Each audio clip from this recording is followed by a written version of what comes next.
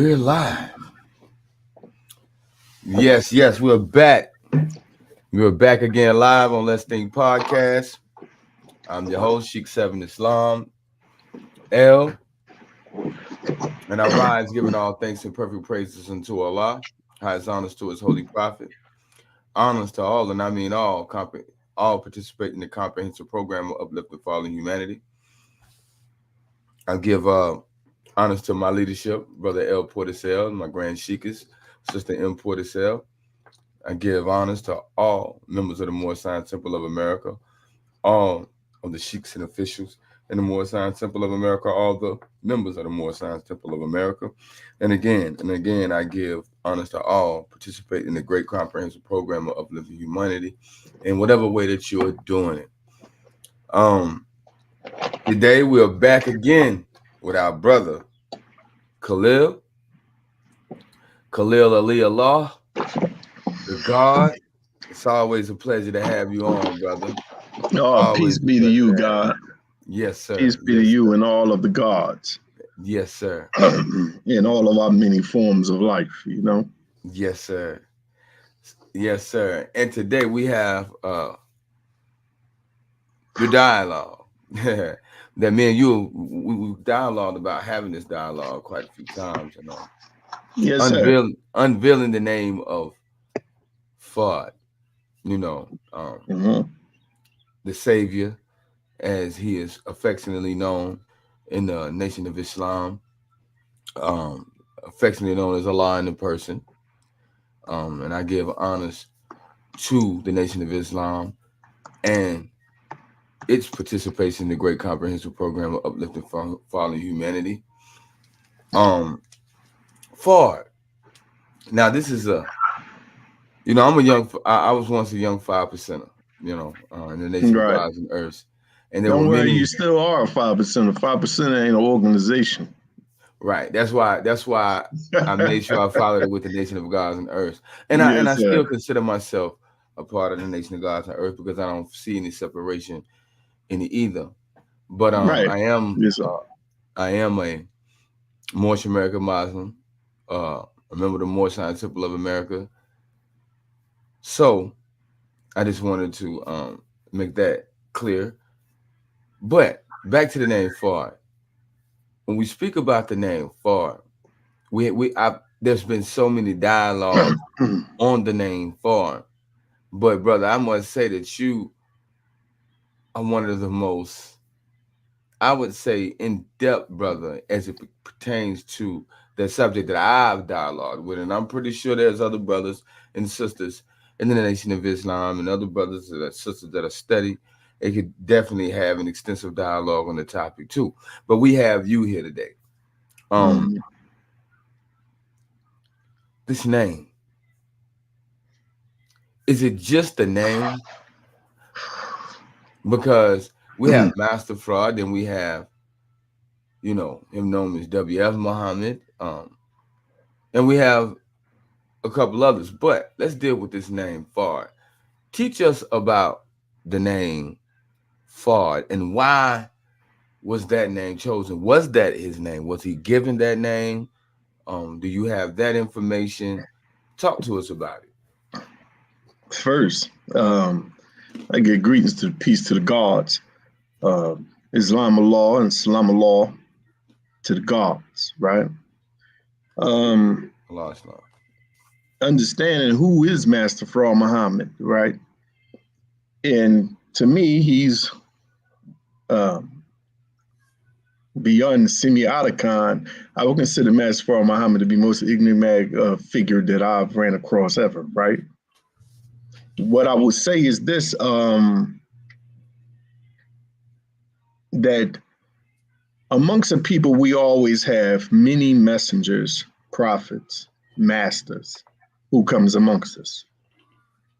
Usually when the masters come amongst us, if you was to search throughout history, there are always stories and fallacies and what people believe and contradictory, what you call contradictions in some of their theories or actions that people choose to what they think is a contradiction or an issue. You take Saint Germain, they done got him from being a Jew to being Count Rosowski to being a fake, a charlatan, a thief. This is straight up throughout history, right? But you will find that this figure who has existed throughout time was able to turn metal into diamonds, to remove errors in diamonds and leaving it perfect, to turn base metals into gold. There are diaries written of this man and his ability to tell the future, or his ability to appear in more places, to be in different places, even though at the same time as he's standing in front of you.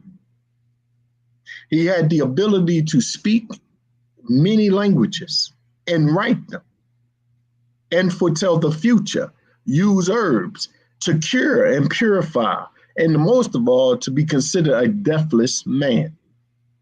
We know this because in documents in the Masonics over there in France, he came to 2 conclaves, at which time he signed each, and these was approximately 100 years apart, that this man was moving. One of the countess, when they met him in a discussion sitting down eating, she thought that, told him, yeah, I had met your father a few years back. And he said, no, you met me. So this man had reached a station in which he was able to reverse the biological clock. You get into Cagliostro. This man was a master, but he is documented as a charlatan, a thief, a liar. These men, these great men who come amongst us in our midst, come, does their job, and they leave. The great black one, or Al-Qadir, he comes to those who have reached certain stations to direct, to lead into the inner mysteries, and to guide, and he disappears. So we want to give a salute. Thank you, honors and gratitude to Awareness Daily for the $1.99 super chat. Thank you, brother. Thank you for your support. Anybody have questions, please place them in the super chat. We'll get right to them. But back to the conversation, brother. I didn't mean to break your wisdom. No, sir. Thank you. So throughout history, we have this. So we have this figure. And not even get to that. Think of the professor who came amongst and was friends with both George Washington and Benjamin Franklin. George Washington being the Grand Master, Benjamin Franklin being the Grand Master of a French lodge, and also a Rosicrucian, right? He came amongst them, only dealt with inside of a book that he kept locked up and that he constantly wrote in, barely ate in front of people, but he spoke with power. And this man just went on about his business, only mentioned him, and then they make him a mystery or mystic throughout history. And then some people would say, well, that didn't exist. Couldn't no man appear in a room that was locked, have a 45-minute discussion for the signing of the Declaration of Independence? So they say that cannot be possible. So they write it, that did not happen. So you always get these masters who come amongst us, who come to do a specific job in order to raise the spiritual essence and development of that particular people or that particular reality. H.P. Blavatsky said that Saint Germain was sent to the West from the hierarchy to move the spiritual advancement of the West. Which is a very interesting statement, right?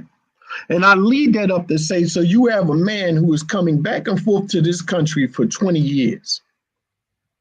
Since 1919, He begins to build. He's learning. He's sitting amongst white people. He's living with white families. He's doing all of this. He's going to their school. He does all of this to learn, to develop something of their system.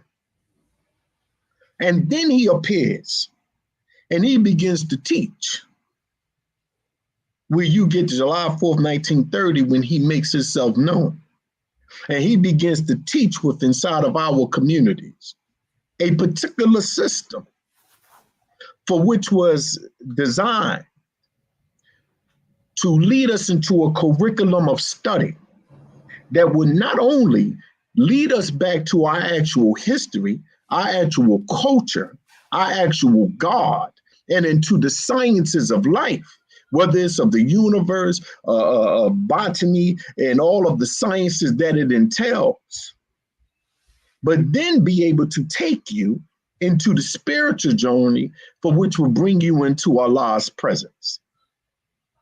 So when you get individuals say, well, the Nation of Islam don't teach Islam, every single messenger comes within that particular people in order to give them a system that has been developed and tailor-made directly for them. Prophet Noble Drew Ali came, he had a system that he developed particularly for us. When Master Muhammad comes, he comes in the movement of a vacuum, which is at the early demise of Prophet Noble Drew Ali. He comes, bring a system to take it to another level in which will finish the observation of the Creator to the perfection and resurrection of Black people in America and to our people all around the world, right? So this comes. So he comes in this particular station. So we ask the question, was he just what people say he was? Or was he more? Because a master always comes hidden. He never comes sitting up there looking you in your face and say, listen, man, I'm a wali. I'm a saint. I am your master. I'm greater than it all. That's not how they come. They come in a manner looking like sycophants or someone coming to serve you. That's how they come. They are usually looked over. The Most Honorable Elijah Muhammad teaches us that Master Muhammad chose his name Fard to match up the time of his coming. So the question is, did his mother name him Wallace Fard Muhammad? Wallace is only dealing with the English aspect of his root, Wali. Wala, which is at his root, Wali, right? So the Most Honorable Elijah Muhammad taught us that Wali means saint, which leads us to a form of study. Because why would he mention that Wali means saint if Wali didn't have no connection or name or title to the man that is teaching him, which is Master Fard Muhammad, right? Because if I'm not mistaken, Wali means friend. It means friend, but Wali also means saint. Yes, sir. Yes, it sir. also means guardian. It also means protector. Yes, sir. It also means master. Yes, sir. Yes, sir. Right? We know this being in Sufi orders. Yes, sir. Yes, sir. So there are levels because Wali is a station in Sufism. Yes, sir. It's just not it's not just something for which, as we could say, that is a name. When someone is given the title of Wali in Sufism, that is a station that they have come to. Yes, sir. Peace to the God, Hanif. Peace, Jay. Peace, God. Peace to the God. So that is a station that the God he comes to.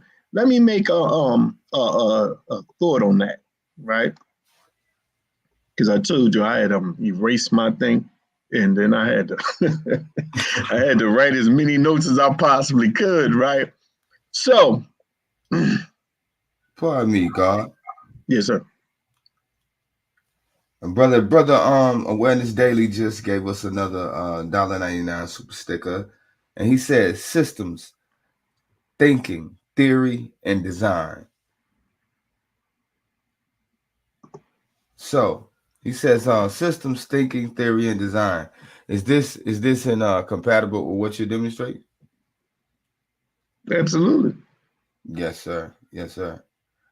And again, brother, Wellness Daily, I truly thank you, brother. Yes, sir. Yeah, he dug with that one though. Yeah, Absolutely. dug with that one. Yes, sir. So let's go into this because I want to just get straight to the names because we built so and was able to read out and deal with the name Fard so thoroughly, kind of when the last time, right? Yeah. So Wali, Mm.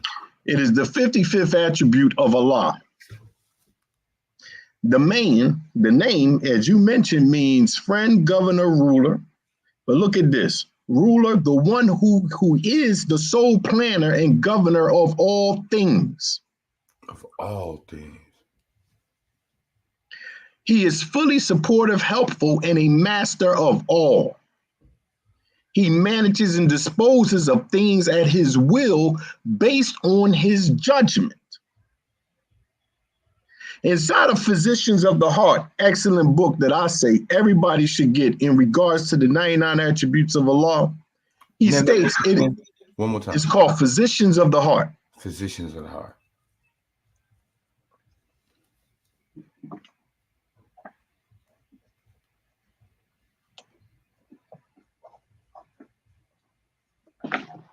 This is the book right here. This is the book. This is how it looks. In here it has zikr. It goes into the name and how you can use the names in zikr. Heavy. It's a heavy book. It states it is the most intimate expression of divine love possible. Al-Wali manifests complete and total unity that is greater than what can be achieved simply by merging. It is both transcendent and immanent.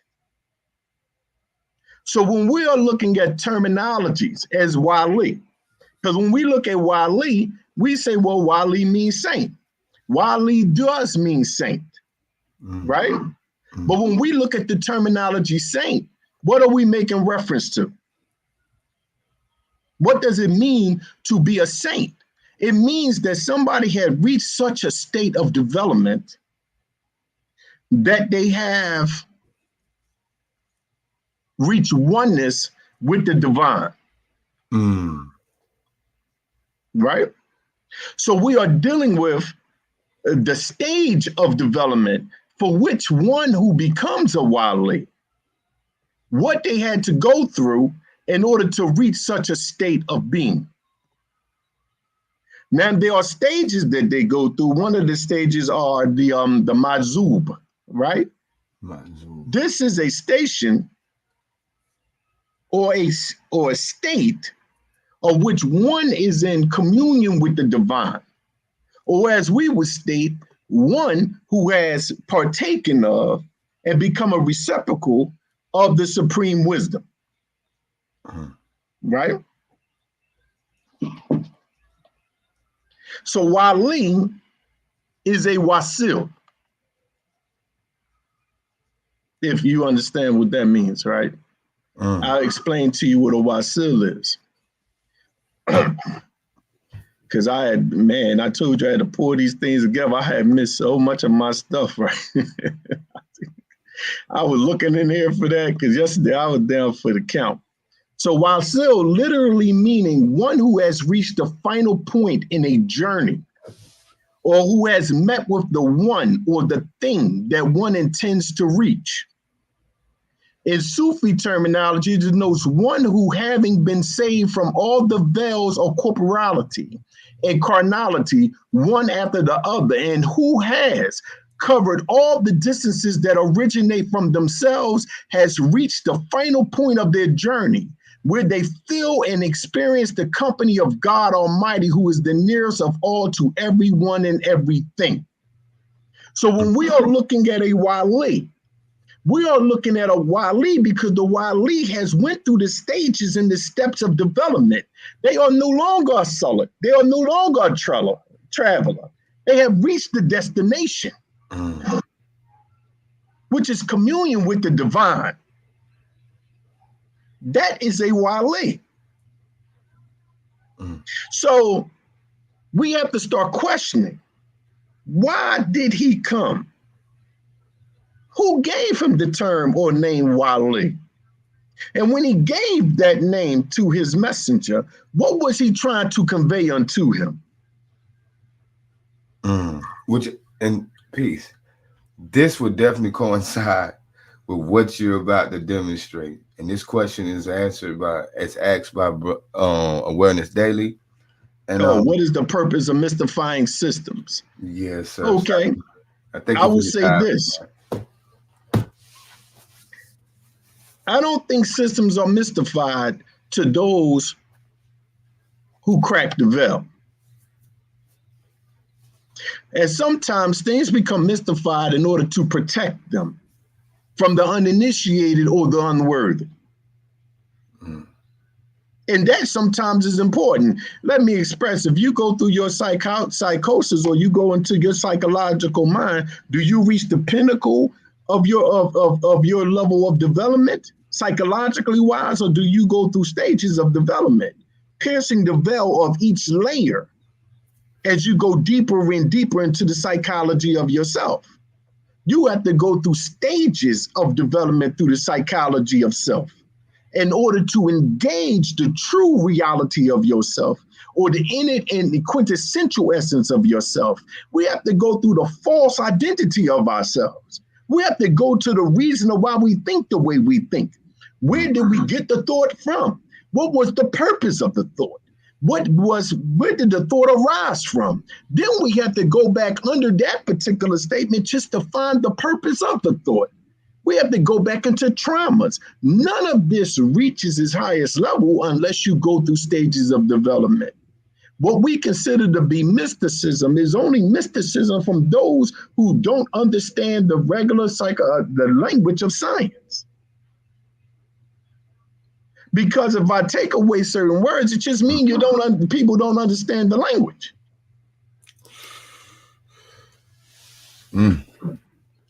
Veils create inequities. I totally agree, but those veils and inequities exist within stations of life.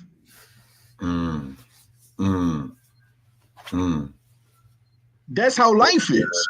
You just don't look at an atom and say that the atom is made up of this. First, you have to discover that there was an atom. There's a veil that kept you from seeing the atom. When you was able to see the atom, there was a veil that was broken down until you could see a particle. There was a veil until you realized that particle was a wave. There was a veil until you saw that it was in reality not divisive, but everything was one. So there are veils that we must go through within ourselves as well. Because if I give it to you outright, because it is outright all over the internet, and even though it's outright over the internet, how many people still understand it? Because the true mysticism is yourself. The engagement with yourself, the realization of yourself. Absolutely. So if the true mysticism is yourself, the only inequities and veils that you really have to go through is the ones that you have put up within yourself. And believe me, there's a manifold of them. So since the external is an expression of the internal, what would make you think that it wouldn't be a reflection of what goes on inside of you and I? If I give you the truth, man is God. Show me how that gave you equality.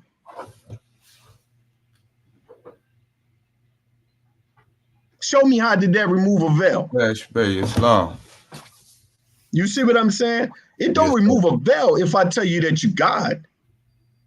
It identifies. But it doesn't teach you how to reach the quintessential essence of yourself. The knowledge of being God in one sense can set you free and lead you on a path. And in another sense, it can enslave you. The rules are not left out in the game. The rules are given to you plainly. And if you was developed enough to see the rules, then they wouldn't be hidden to you. So you have to study in order to approve yourself unto God. So what would you consider the rules? Everything about us, there are rules. We are a composition of rules. Our breathing, there's a rule behind breathing. There's a rule behind your lungs. Yes. There's a rule behind every living organism in this universe. Yes. What is the rule of the game? The rule of the game is to go internal. Now that I gave it to you, how do you get there? Practicality. It's simplicity, right? But it appears to be deep and complex, because the ultimate answer is submit to Allah, submit to the God of you, in the depthness of you. That's not somebody hiding it from you. That's somebody trying to give you steps in order to enter such. Because when you give to the masses of the profane, what do the profane do with them? They go and they'll talk about it. They sound deep, but they'll never manifest the transformative aspect of it internally. So there's nothing hidden. Everything is revealed. The question is, absolutely. Absolutely. Which I'm on myself. Yes, sir. I got a long way to go. Yes, sir. I have a long way to go, brother. I have a long way to go. Yes, sir. I gotta be truthful. You know, I got a long way to go here, you know. Yeah, I'm trying to tell you, brother. Hey, trying to tell you this. Yeah, it got a long way to go. But to answer his question, you know, when you learn the language of the many, you realize that it just gets simple, and what separates everything is just the language. It's just the language, man. You remove the language and you translate the language, you know, and things become very simple. And then you see the unity of everything. That's just how things are. Yes, sir. That's how you lift the veil, by acquiring knowledge. Indeed. Then once you acquire the knowledge, then you have to begin to become more experiential in your knowledge. Like, people will doubt certain things, but I like to say, before you doubt that you can ask travel, or you can doubt that there's some inner worlds, why don't you practice this? And once you do this, come back and talk to me about it. Then you have experiential knowledge. Before then, you don't have it. We don't have it. We have to experience it. So you don't and we know. have to develop in ourselves. So you don't know until you experience. You don't know until you experience. We could sit and talk about a million things. You don't know unless you experience it for yourself. Right, exactly. That's what divinity is, right? Right, exactly. The true oneness of God, yes, right? Sir. Back to far. Let's go. Yes, sir. Because I already see, brother, awareness daily, where he can bring them questions and I love it. Yeah, I love it too. In awareness daily, I truly appreciate the questions. Anybody else has some questions? Let's go. You know, that's why we're here, to answer the questions, you know, to dialogue and engage each other to further our understandings of ourselves. So let's keep going, brother, with no further ado. Yes, sir. Hold on, brother. I accidentally pulled down my page.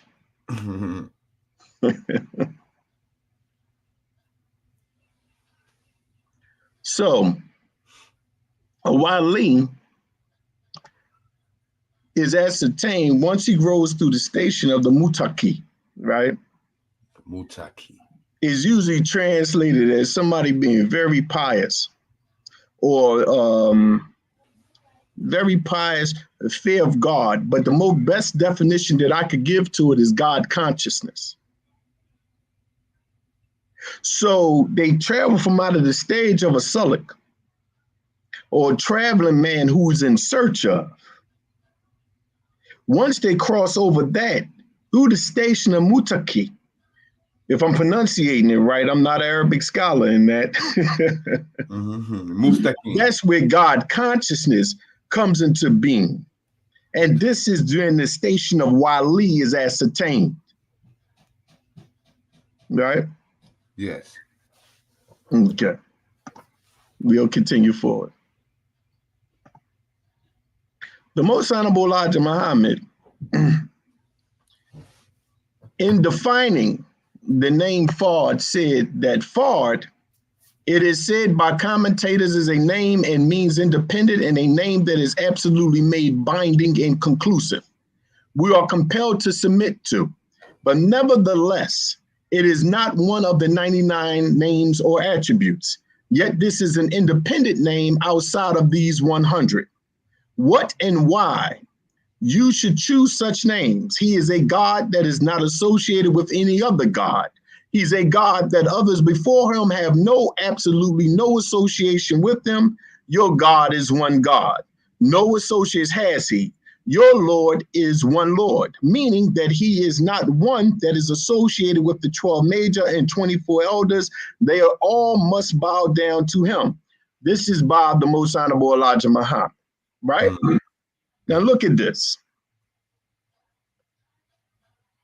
The Most Honorable Elijah Muhammad said, and I'm going to pull this up right here, said that his name is not one of the 99 or within the 100, but that his name is outside of that. One of the names of Allah is Fard. Yad, which means the matchless one or the unique one. Yeah, Fard. Absolutely. Now let me show you how deep this gets. Ahad is oneness of Allah. Wahid is uniqueness of Allah. But Fard is a culmination of both. Fard is the quintessential essence of unifying factor of all things. When you look at the 99 names of Allah, which symbolizes the attributes of Allah, the qualities of Allah, and the reality of creation, it can all be identified in the name Fard. Take the human body, for instance. The human body has a function. It has the lungs, it has the liver, it has the intestines, it has a brain, it has eyes, it has ears. But all of these are culminated to create one singularity, and that singularity is a human body. That human body or singularity is Fard. The universe is one essence. It is made up of the same substance and same material. Whether it's a star, whether it's a planet, whether if it is the material or matter or energy, it is one material, it is only one singularity. That singularity is in the name Fard. Fard is the singularity of creation.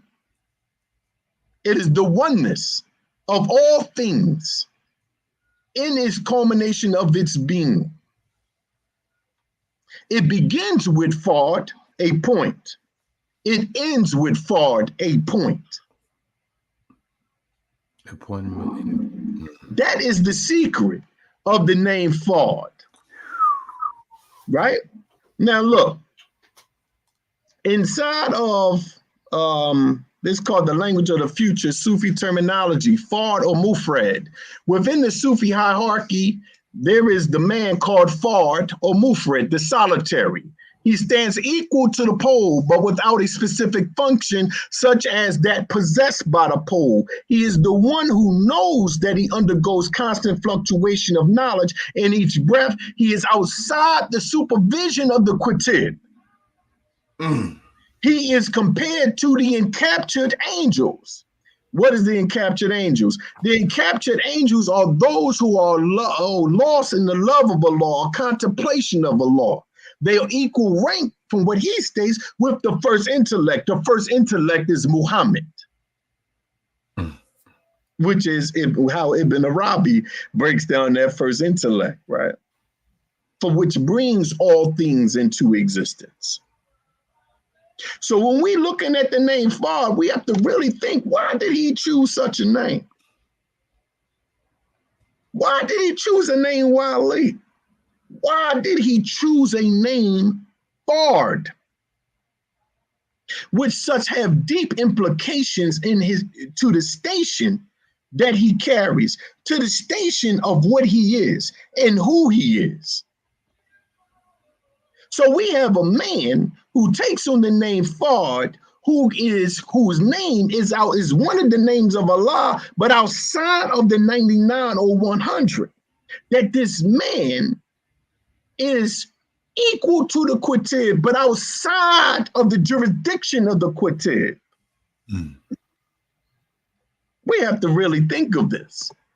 And we have to really look at this and really understand what it is that has come to us in our own reality of what is God, who is God, and why did this man come in order to teach us who we are, right? Because in order for him to be able to hide under these veils, Wali Fard Muhammad, at that time, they couldn't understand his station. But we are a little bit more mature now. And we are able to look at and extract from his names what he was implying or what he was telling us of his station and his degrees. Right. You see what I'm saying? Yes, sir. Man, this thing gets interesting, brother. This thing gets interesting, you know? Yes, sir. Wow, man. Hold on, let me pull this thing up right here, right? 1 minute, brother God. I do have a question, but I don't want to break your train of thought. I think go ahead, God. Ask a question. You can't break my train of thought today. Okay, speaking about Master Fard Muhammad, right? Mm-hmm. And this question, well, not even a question. It was a question, but it was a question, kind of given as a statement, right? Mm-hmm. And it's one of those things that, you know what? I don't even want to ask the question because it's been debunked so many times. You can ask it. And it's dealing with the race or the ethnicity of Master Fard. Master Muhammad was an Arab. Just like we look, because as you see the thumbnail for this video, it has that controversial picture. Yeah, absolutely.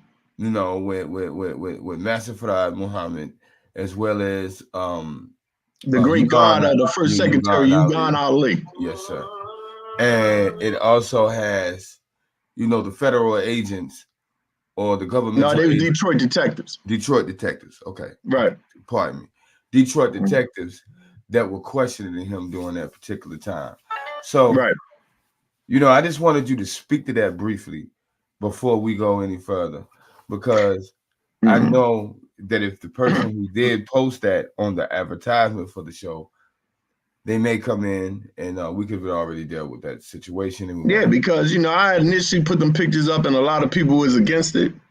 That was him, but that is him, right? I had talked to Supreme Minister John Muhammad's minister, Omar Muhammad.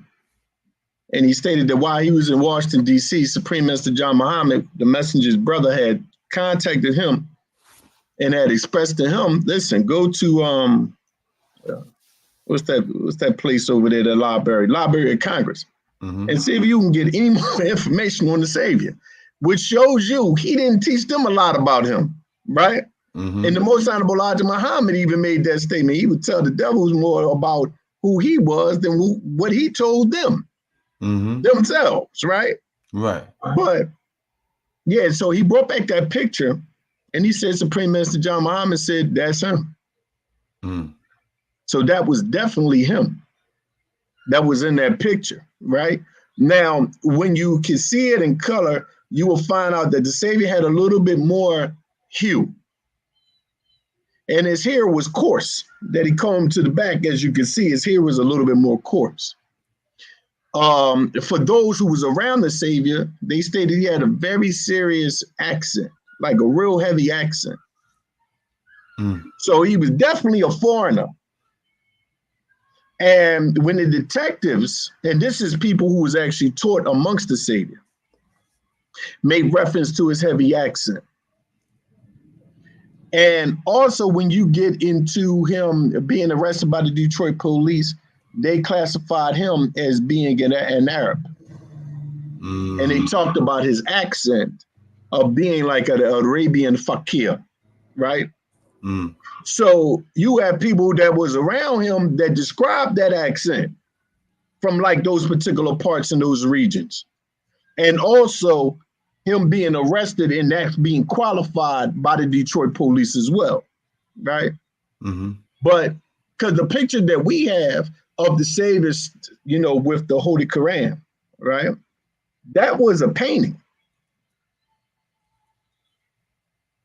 Mm. Voila. So when it was an interview,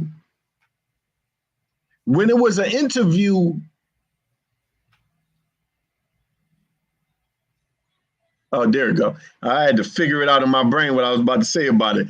So when they was interviewing the FBI, was the Detroit police, because I read all the files. I've read the files of Nation of Islam, the one they had on Honorable Elijah Muhammad, the one on Master Muhammad. I even read the ones on MSTA, right? And I'm talking about all of them, right? All the way through. Now, what you get is an interview when they talking to a sister, and she says that the picture that we have is touched up. Mm. It's touched up. You see what I'm saying? And then the sister, the MGT, Sister Bernstein and them, and a few others said they had to work hard. They said they had to put everything they could pretty much in the Savior's hair to try to make his hair lay down. Because when they was putting it in his hair was coming back up because his hair was coarse. So it was coming back up. So they was putting pomade and everything they could to make his hair lay down. So when people say that he a white boy and all of that, I will have to disagree. And it's a lack of study of history that you can know a little bit better than that. Mm. But again, it doesn't really matter to address it because people will believe what they choose to believe. Yes, sir. You see what I mean? Yes, sir. Because it's right there to be studied if they choose to research it. That's up to them. You see what I mean? If people are, excuse me, looking for truth, then they will look a little bit deeper than that, and maybe they will find the answer to what they're looking for. But what happens is a lot of people, they just get stuck at a certain station because it makes sense and it's acceptable for them to, excuse me, I drank that water, making, you know, stuff come up. Mm-hmm. So, excuse me. Mm-hmm. All right. Okay, let's go back to where we were. So, in some Sufi contexts, the name Fard means the unique being which is free from the existence of anything equal to and resembling him in person and also his attributes.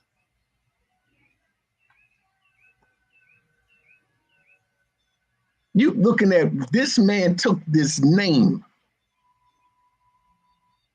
He took the name Wali Fard Muhammad. Do you see the heavy Sufic implications of this man's station? And he came amongst us.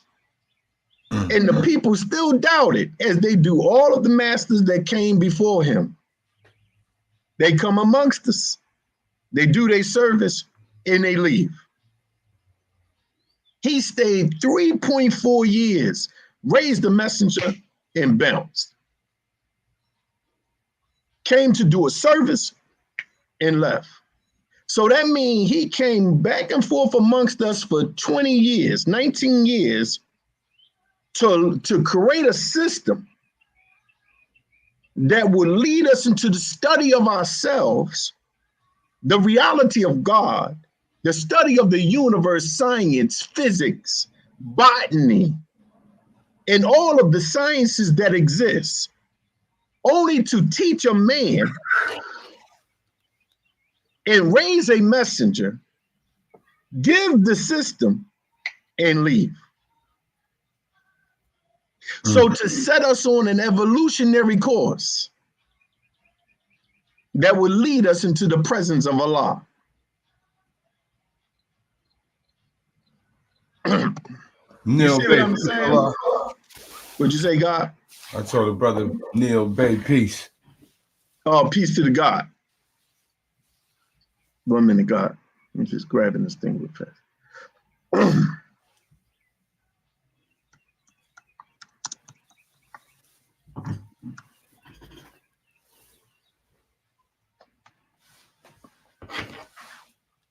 And let me show you something. Just in discussion with that, right?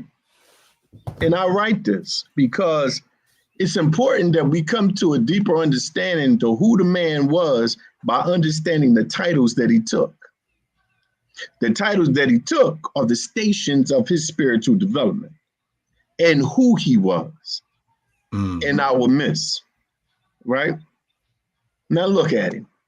If you have any questions for all Yes, sir. those the viewing content, you know, the viewing audience, if you have any questions, please super chat them. We'll get them answered. As we've done previously in this show. Continue, brother. Yes, sir. So now with Muhammad, Muhammad's wisdom is uniqueness, fardia, because he is the most perfect existing creature of this human species.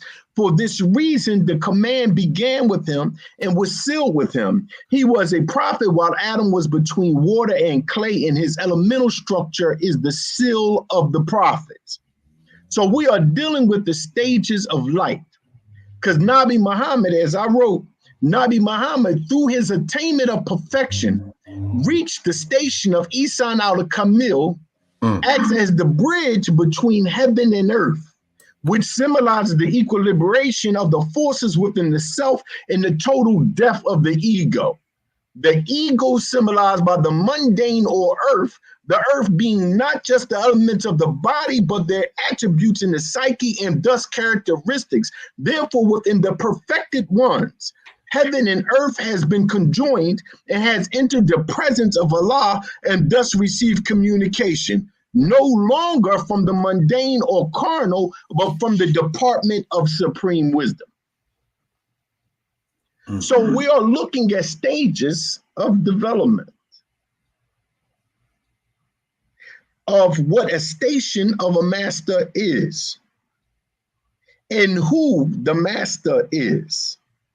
And he came amongst us to set up a statement of development and for us to walk there in that light and see ourselves in the mirror. Not the mirror reflected in a piece of glass, but the mirror reflected inside of our hearts in the quintessential essence of our being. We are divine. It's just that we no longer remember.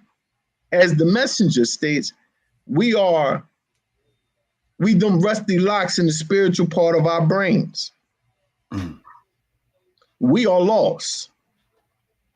And we are here to once again reclaim knowledge of self, to reclaim our essence, and to once again be partake amongst our brothers and sisters of the hierarchy, or those that has reached a spiritual reality of being.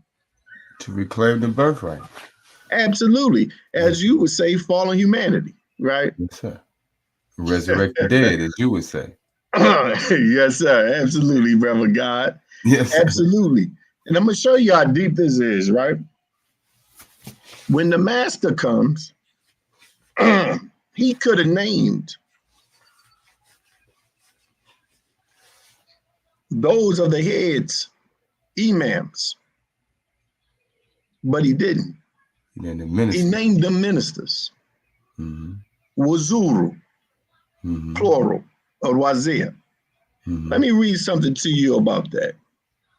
Wazuru wazir, the term is more often translated as minister, but that implies, at least in English, a sort of subordination incompatible with Ibn Arabi's insistence that al-Wazura are the guides, al-Hudat, and he is the guided one, al-Mahdi. Now look at that. Look at the language. Instead, the relationship described at the beginning of this chapter often seems to reflect the type of polity in which the ruler was seen as enforcing or applying policies prescribed his wazir or wazuru on a more profound level, which Ibn Arabi brings out only gradually in the course of the middle section. He says all of the accomplished saints may seem as at least partial representatives or helpers of the Mahdi. Ain't that something? Mm-hmm. Because he goes on within his study, and let me read something to you so great of what Ibn Arabi states regards this. Look, no, may God support us that God has a vicegerent, Khalifa, who will come forth when the earth has become filled with injustice and oppression, and will then fill it with justice and equity, even if there were only one day left. Now look at what he say here, because this is important. Who are, and this is from out of a document concerning inner knowledge of the stage of the helpers or Wazuru of the Mahdi. Very important language. Let me read this to you. Very important. Because we talked about a station, because the name Muhammad is a station. Muhammad is a station. And I'll read it to you. The title in Ibn Arabi's original table of contents adds that this is from the Muhammad's presence, pertaining to the universal source of all revelation. And I spoke about this before, the Hakika Muhammadiyah, which encompasses the spiritual realities of all the other prophets and their revelations. Now look, the special universal significance of this Muhammadan stage is further illuminated in the following chapter. Now look at that. He's not just looking at Muhammad as a person, but Muhammad is a stage. Muhammad is a station. Why did the man take the name? Wali Fard Muhammad. Come on, man. You can't make this stuff up, brother God. You understand what I'm saying? I can't make this stuff up. This stuff is as clear as you can possibly get. I cannot make it up. I can't make it up, God. Let me show you something, God. And I spoke of the Hakikat before, right? Mm-hmm. Hakikat, Marifat, Sharia. Mm-hmm. Let me show you something, God.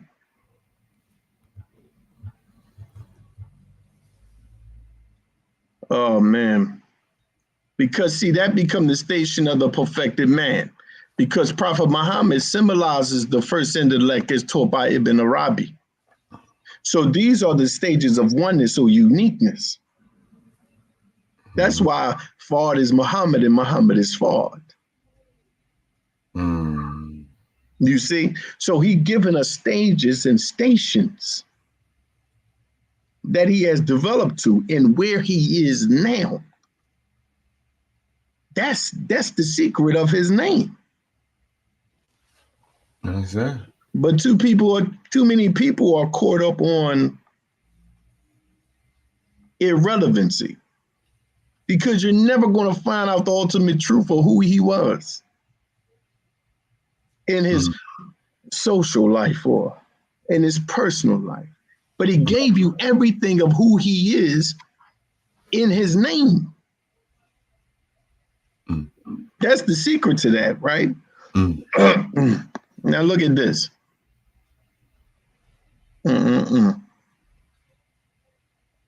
Let me go with this.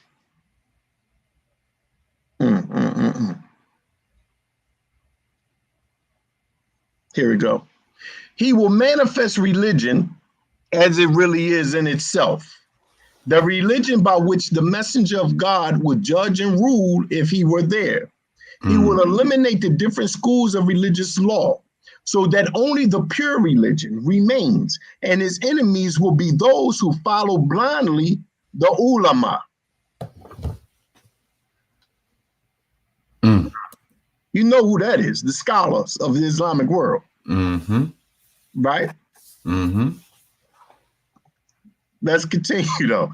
The people of jihad, because they will see the Mahdi judging differently from the way followed by their imams, which is the historical founders of the schools of Islamic law. So they will only accept the Mahdi's authority grudgingly and against their will because of their fear of his sword and his strength, and because they covet the power and wealth that he possesses. But the common people of the Muslims and the greater part of the elite among them will rejoice in him, while the true knowers of God among the people of the spiritual realities will pledge allegiance to him because of God directly informing them of the Mahdi's true nature and mission through inner unveiling and immediate witnessing.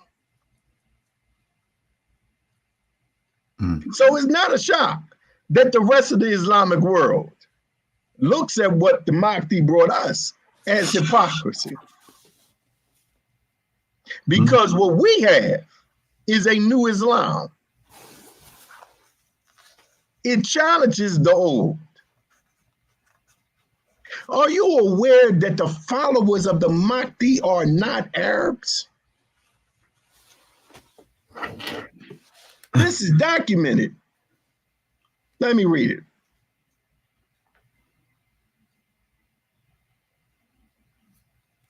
Because it challenges what they believe would become. Now look at this. The Wazuru.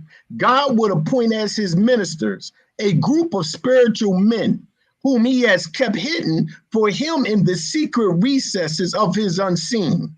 God has acquainted these helpers through unveiling and immediate witnessing with the divine realities and the contents of God's command concerning his servants. So the Mahdi makes his decisions and judgments on the basis of consultations with them, since they are the true knowers who really know what is there in the divine reality. As for the Mahdi himself, he has a sword in the service of the truth and divinely inspired political policy, since he knows from God the exact extent what is required by his rank and station, for he is rightly guided vicegerent, one who understands the language of animals, whose justice extends to both men and jinn. The most honorable Elijah Muhammad taught us that the Mahdi studied in the jungles of Africa, in which he learned the language of the what? The birds. Man. Wow. Man. Is not we taught through history that the jinn was a red people, right? According to Maulana Muhammad Ali. They have been A proposed. red people that hid up in the mountains. Red is a terminology that means white, right? Into the ancient scripture, classical Arabic text. So the Mahdi speaks the language of the animals. He speaks the language of the jinn. Who did he study amongst again? Mm. What did Minister Farrakhan say? He studied amongst them. He came half black and white in order to be able to give justice to both sides. We walking in it and can't even see it. But let me show you. I'm trying to get this little part right here, right? Mm-hmm.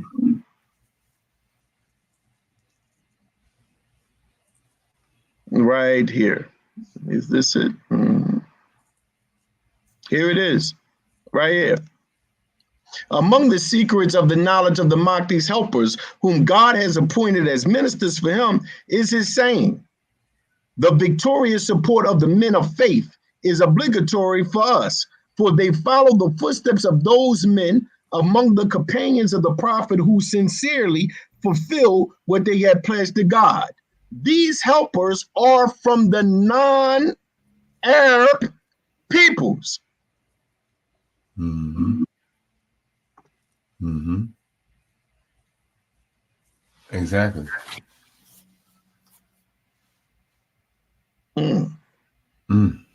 Because of Islam in America, is not black people here in America learning Arabic at a fast rate? Absolutely. We are walking in the prophetical reality of things. And within his name, he gave us his station. And he gave us the secrets to ascertain that station. Because, I'm going to show you something right here. Fard means isolation. It represents withdrawal or isolation from the world. The stage of Fard is reached when the Sufi passes beyond the stage of happenstance and chance.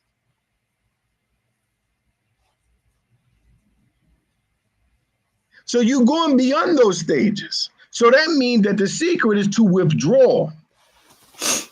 Not withdraw necessarily from the society, but withdraw to Allah within yourself.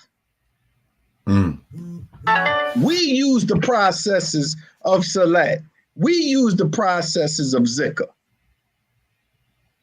to withdraw from the external world into the internal. And in doing such, it makes us rightly guided because we no longer need the communication from our ego reasoning, but our communication then becomes from the reasoning of Allah. We now become a receptacle of the Spirit of God, and we have entered the classroom of God. So our instructor is God.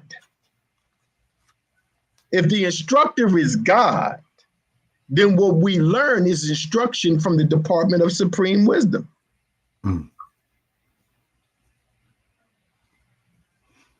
I don't know what to say. I mean, I don't know what to say because this is clear to me. And there's not a Sufi that can look at this or somebody with any form of study that think that this thing is by chance. So you think that this man named himself these names by chance? Well, we know that it happens by chance. No strange happenings, law governs all events. Absolutely. So what they say about him and what they think about him, it's irrelevant. They have said it about the masters way before him. And they'll say it about the masters way after him as well. They surely will.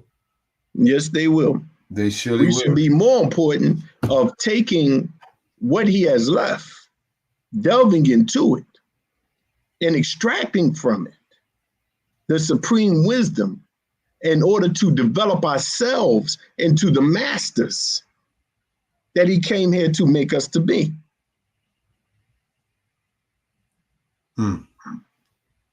That is more important. That is the importance of what Prophet Noble Drew Ali brought.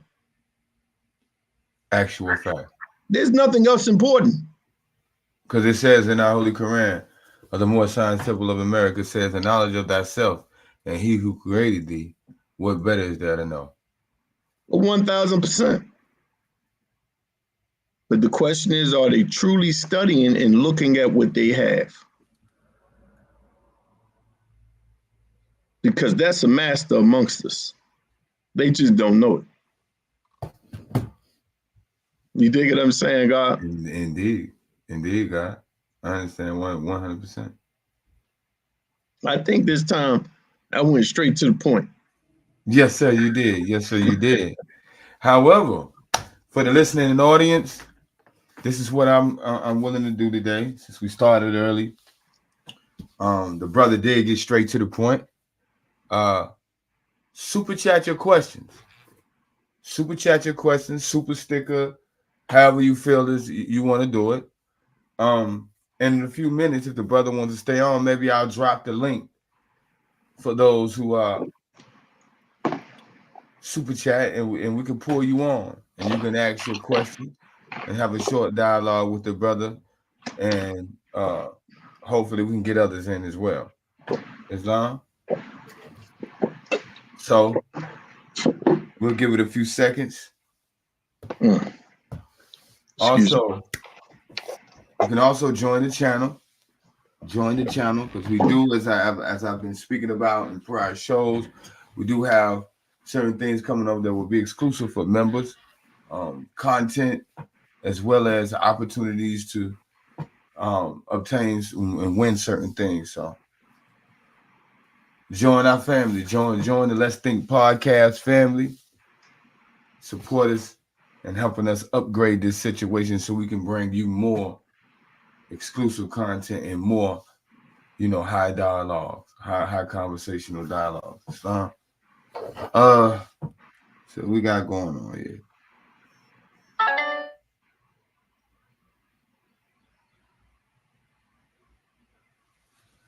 Since no one has any questions, I think everybody got it. Maybe that's yes, sir.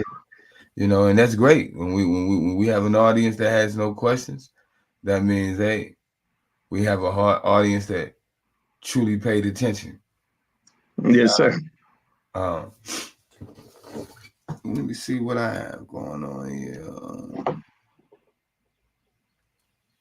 So, brother, let me tell you how this thing transverse all the way to the Western systems, right? Yes, sir. So the pinnacle in the Western systems is Magister Templar, which is 8 = 3. Let me read this to you. Master of the temple, his principal business is to obtain a perfect understanding of the universe. The essential attainment is the perfect annihilation of that personality which limits and oppresses his true self. The Magister Templar is preeminently the master of mysticism. That is, his understanding is entirely free from internal contradiction or external obscurity. His word is to comprehend the existing universe in accordance with his own mind. Man, if you look at it, what is that? That's the station of fauna, when somebody has reached beyond that, right? And then you go into the station of Fard, because at that point, this is what you enter into, right? So then you got into Magus, attains to wisdom, declares his law, and is a master of all magic in his greatest and highest sense. His will is entirely free from internal diversion or external opposition. His work is to create a new universe in accordance with his will.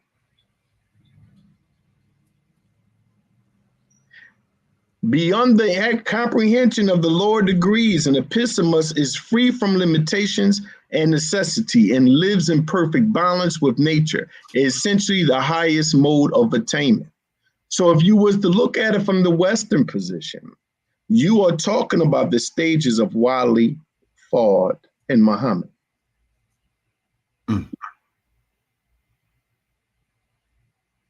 even exists in the stations of the West, just in a different language,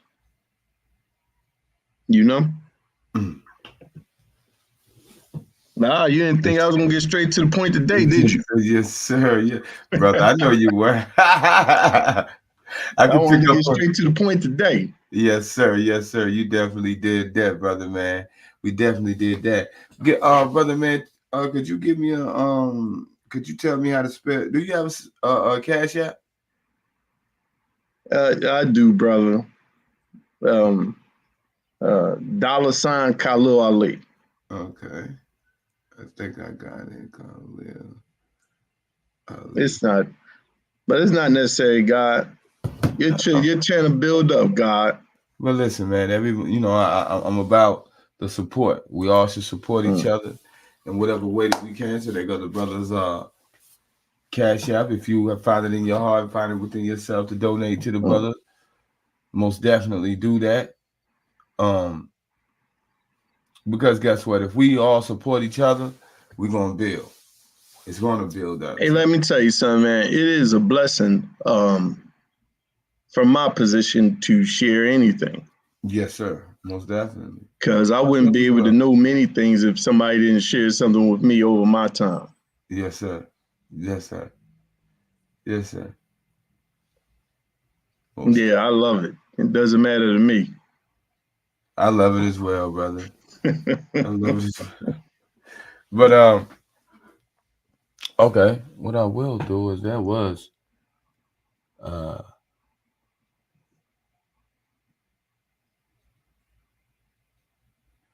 this is a question I do want to showcase right here. Wasn't a super chat, but I do want you to answer this one. Can a person receive supreme wisdom through the reading, or should he be guided by someone who knows the inner workings of the supreme wisdom lessons? All right, let me read it. Can a person receive supreme wisdom through the reading, or should he be guided by someone who knows the inner workings of the supreme wisdom lessons? I will give the essence like this. It's always good to have a guide, right? That's what ministers are for, sheikhs are for. They are guides, right? But they can only give you to the degree of what they have come to understand. As you begin to study the supreme wisdom and you going deeper and deeper within inside of yourself, eventually you'll start to come into a deeper understanding on your own. As the supreme or cosmic consciousness within you become unveiled, you'll be able to look deeper and deeper than even those who you may follow a guide, but they are there in order to help guide us back into the station of ourselves. Minister Farrakhan once said, if the Lord is your shepherd, you don't need a leader. Right? So the inner workings of the supreme wisdom lessons, I didn't get the inner workings of the supreme wisdom lessons under anyone. I got the inner workings of the supreme wisdom lessons because I used them as a curriculum of study. And then once you get beyond the stage of what we call what is clearly observable, of different stations of study in regards to the water and stuff like that, we have to begin to start to look more deeper into the deepest levels of it, which is we begin to contemplate them. So I used to take the supreme wisdom lessons and use them as a zikr, right? Even when I taught my son the supreme wisdom lessons, they was a zikr.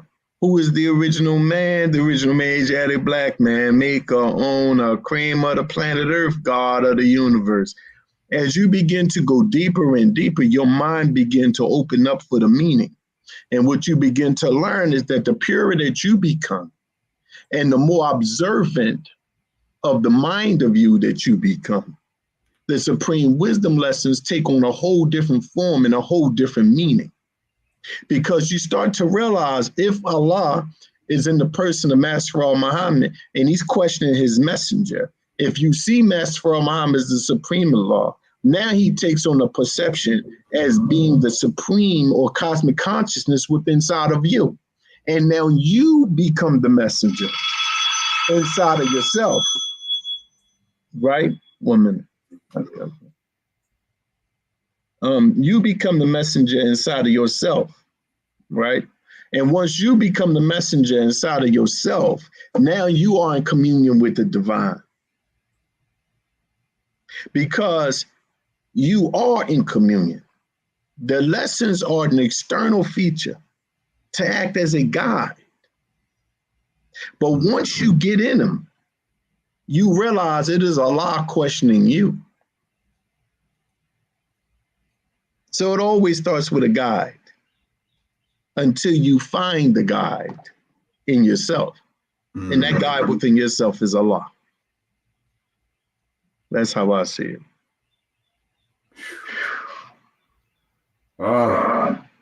Here we go, brother. There you go. You always find a way to ether me right at the end. But that was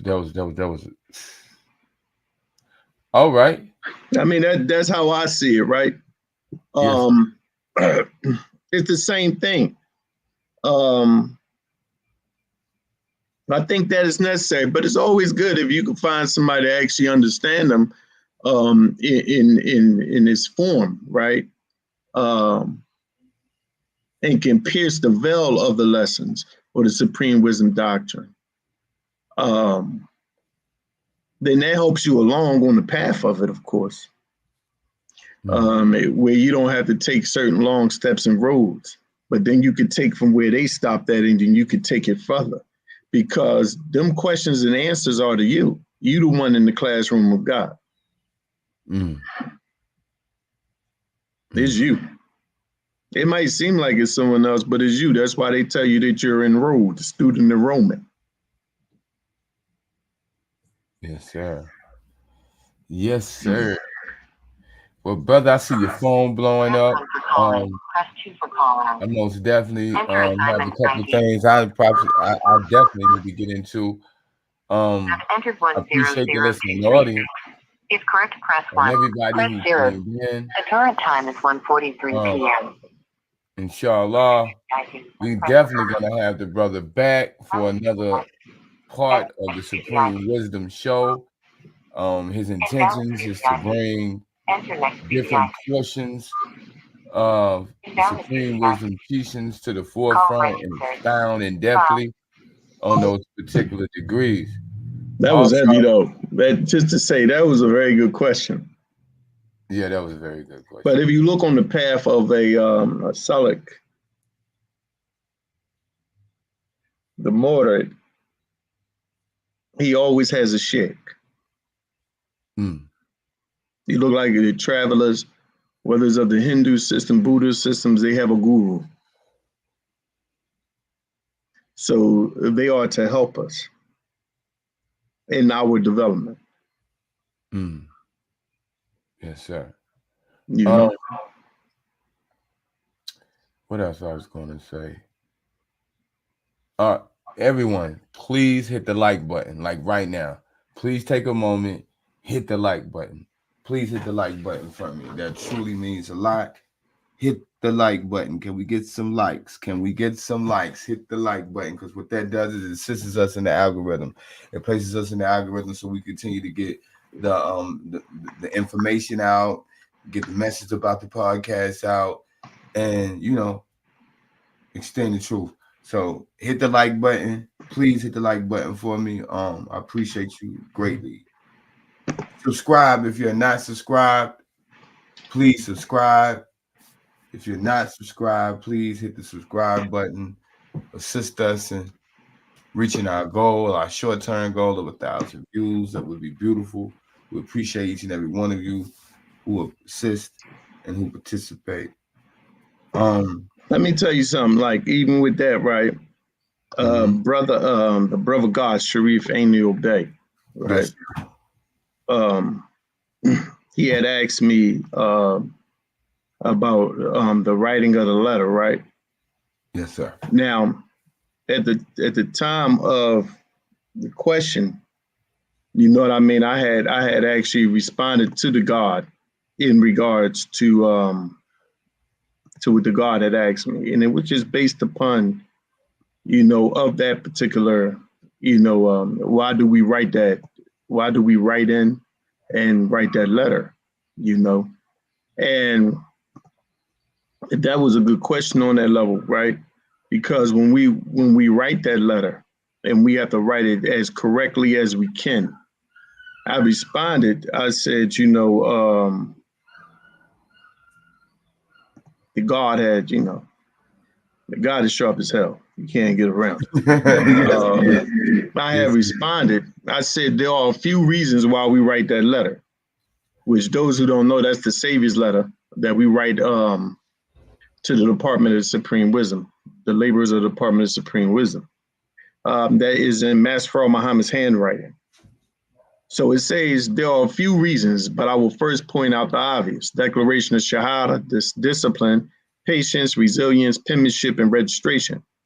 Now, the letter was written by Allah, Master Muhammad. As you know, he is considered by us to be the supreme Allah and present model of the perfected man. So in writing the letter, as near perfect to the handwriting of He Allah is in fact patterning ourselves after and using the perfected man as a make and model of study in the perfection of ourselves. Remember, the letter is approved by the laborers in the Department of the Supreme Wisdom. The Department of Supreme Wisdom is Allah. Thus, the Supreme Wisdom is only accessed by those who has entered the presence of Allah. So in reality, the letter is a physical or expressed intent of the student or salik to follow the path or enter the classroom of God. And that's why we write the letter. Yes, sir. I mean, it depends on how far we go into that form of study. Yes, sir. All right, brother God. Yes, sir. We ain't going. Yes, sir, man. I gotta get out here and handle some things. Tighten some things up for myself today. I appreciate you coming through, God. No, I appreciate you, God, for having me. And man, it's always a blessing to talk to the people, period. Nah, man. Yes, sir.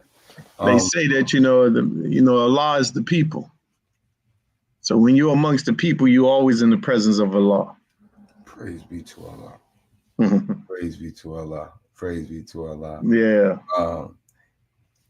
I'm gonna go ahead and tell y'all how y'all can find the God on Facebook. You can find him as Khalil Ali-Allah on Facebook.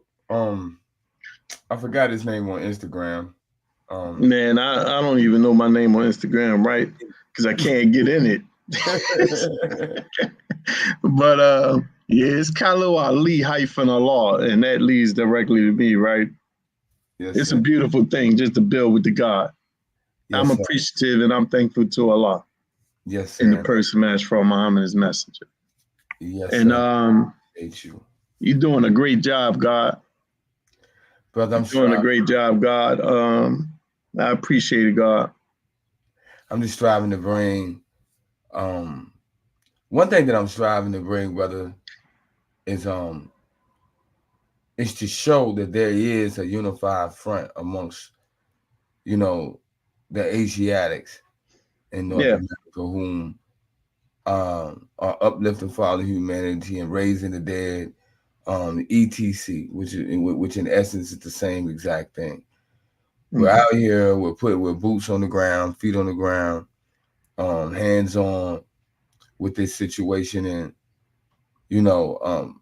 it's brothers of different organizations who understand that we share the same mission, and we're working together to show the cohesiveness and the unity versus the so-called differences and the so-called separations and division, which is nothing but an illusion within it. 1000%. I'm just striving to be an example of that, brother, man. I'm striving to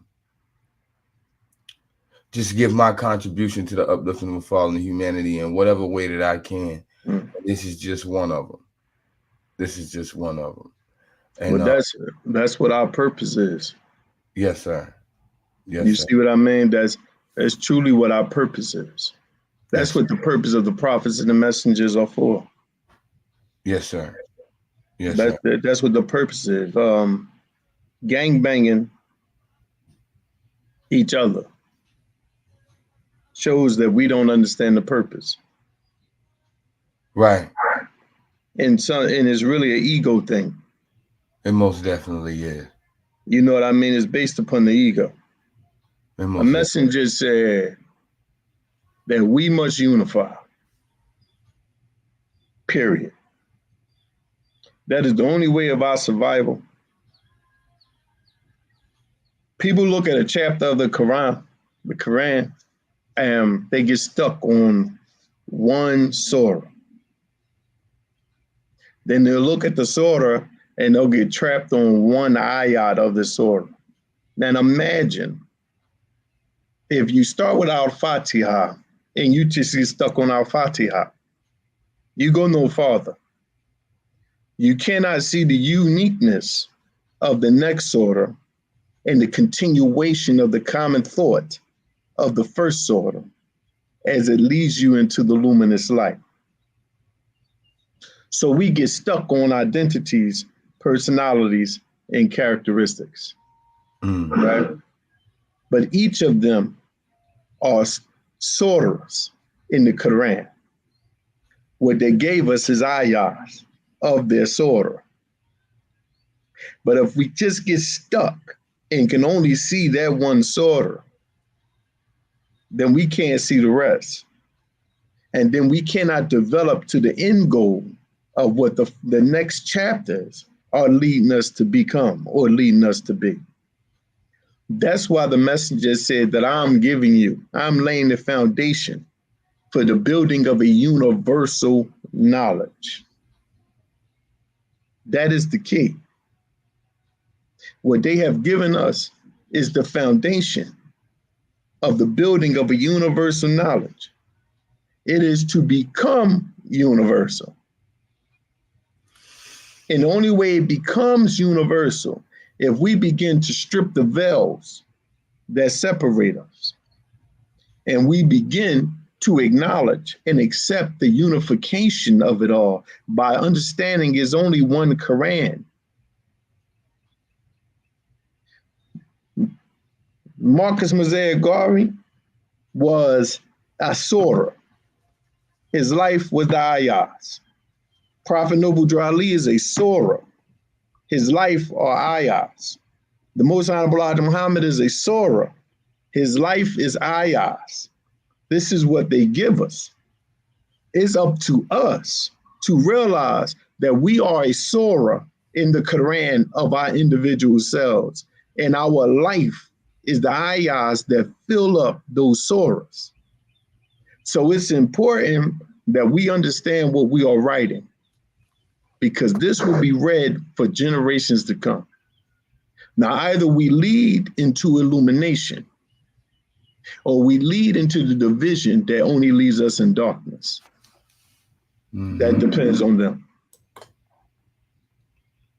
Brilliant. So, again, God, I appreciate you. I appreciate you, brother God. Yes, sir. I'm about to sign out. I appreciate everybody for chiming in. We've been on for close to 2 hours. Yes, sir. The God has definitely dug into his bag today. He went in. I mean, he dug deep to the bottom, and we appreciate you. We appreciate you, brother. Yes, sir. Anybody wanting to donate, the Cash App is pinned in the description. It's also, I would say Cash App it to you. Okay, whatever you have, Cash App it to you. If you have anything for Brother Khalil and you would like to donate it, you can send Cash App it to you. You can Cash App it to me. So you can keep building this channel, brother. Yes, sir. Yes, sir. That's definitely our intent. Yes, sir. We were gonna upgrade the channel so y'all can have something, something better to look at, and it's going to assist us in, even doing the research that ones inquire about. Mhm. We intend on really taking it there and doing. I intend on taking the podcast on the road too. So That's it. I might go up to Philly and pull up on the God. You know what Absolutely. I'm saying? And we sit Absolutely. on location, and everybody been requesting, our brothers Kerry and Corey or Lindale out of VA, it might just have me Hmm. shoot up there and record beachfront, in Virginia where we can get a good look, enjoy nature and really have a nice dialogue. It's one of the things that Mm. I intend on doing with the platform. And man, just continuing to do what we do, continue to Yes, do what sir. we do. And like I said, everyone who's chimed in, viewed, subscribed, I appreciate you. Again, hit the like button. Hit the like button.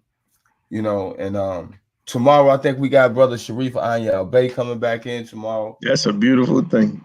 tomorrow evening. Um, and then we got a special show that I contacted all the brothers about. I Yes, did sir. mention it previously in a show, but I didn't say too much about it. But we did get it together. We got the brothers together. We getting that promotion, that show together, and it's gonna be one for the books.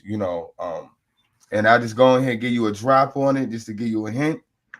Um, if you have any inquiries about mysticism, uh, Islamic mysticism, uh, practices of mysticism, this is going to be a show that you want to tap into because the brothers are definitely going to go in, and it will be a panel-like discussion. So it's going to be multiple brothers whom are most definitely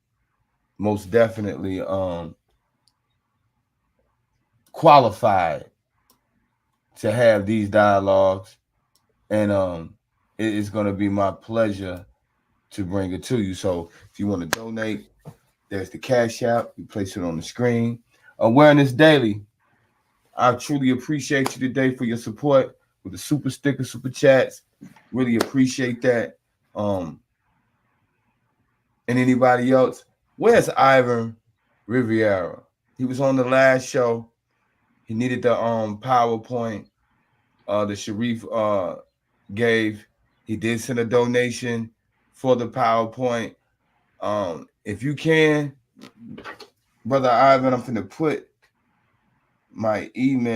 the email in here, um, an email in here for the temple email. Please hit this email so I can make sure that I can get that to you. Stom, appreciate you. Appreciate you. Appreciate you. Brother Hanif, I see you in there. See you in the chat, brother, man. I appreciate you. Appreciate you being today. And I will be picking more moderators here soon. We'll figure that out. Thank you, brother Hanif, my moderator. Thank you, brother. And hey, I guess we can sign out. So, brother, you got anything else you want to say to the people before we sign out? No, peace to everybody, man. Um, Thankful to Allah Master Muhammad for the Prophet, Noble Drew Ali. Yes, sir. I'm always thankful for Allah Master Muhammad for his messenger, Honorable Elijah Muhammad. Yes, sir. And I look forward to the great work that this podcast is doing. Yes, sir. And the growth and the development of our people. Inshallah. Yes, you sir. know. Yes, sir. So for the people, we're out. I extend the 5. Love, true peace, freedom, and justice to all. Peace, love, and goodwill. Peace. Peace.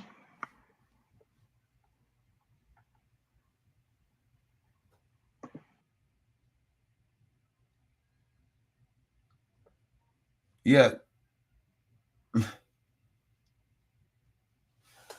Awareness Daily, man. I really appreciate you, man. You're epitome of support, man. I appreciate you.